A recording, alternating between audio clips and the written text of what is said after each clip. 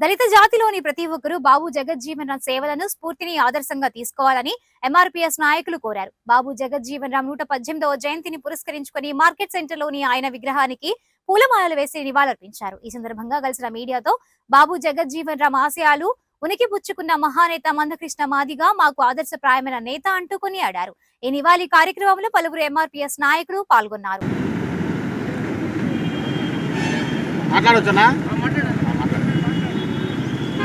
నా పేరు doctor Munnangi Nagaraju Madiga, MRPS జాతీయ అధ్యక్షులుగా వ్యవహరిస్తున్నాను. భారతదేశ దళిత జాతి ఉద్ధరకుడు, పీడిత వర్గాల పెన్నిధి, భారతదేశ మాజీ ఉప ప్రధానిగా ఉండబడినటువంటి పెద్దలు డాక్టర్ బాబు జగ్జీవన్ రామ్ గారి 118వ జయంతి కార్యక్రమాన్ని గుంటూరు జిల్లా మాదిగ రిజర్వేషన్ పోరాట సమితి ఆధ్వర్యంలో ఘనంగా నిర్వహించడం జరిగింది.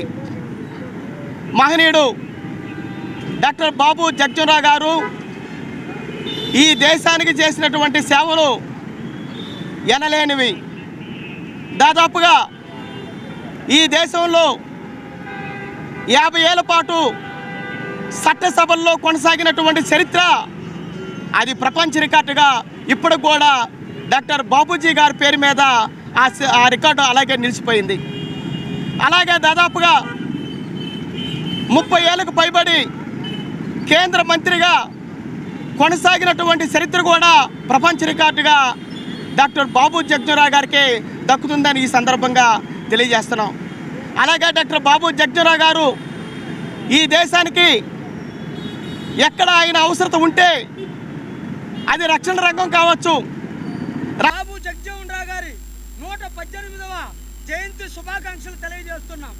డాక్టర్ బాబు జగ్జీవన్ రామ్ గారి 50 ఏళ్ల రాజకీయ జీవితాన్ని పరిశీలిస్తే ఇప్పటికీ కూడా ఈ ప్రజాస్వామ్య దేశంలో రిజర్వేషన్లకు కాపలాదారుడిగా, ఈ దేశం కరువులో చిక్కుకున్నప్పుడు హరిత విప్లవ ఆశయ సాధకుడిగా డాక్టర్ బాబు జగజ్జీవన్ రామ్ గారిని మనం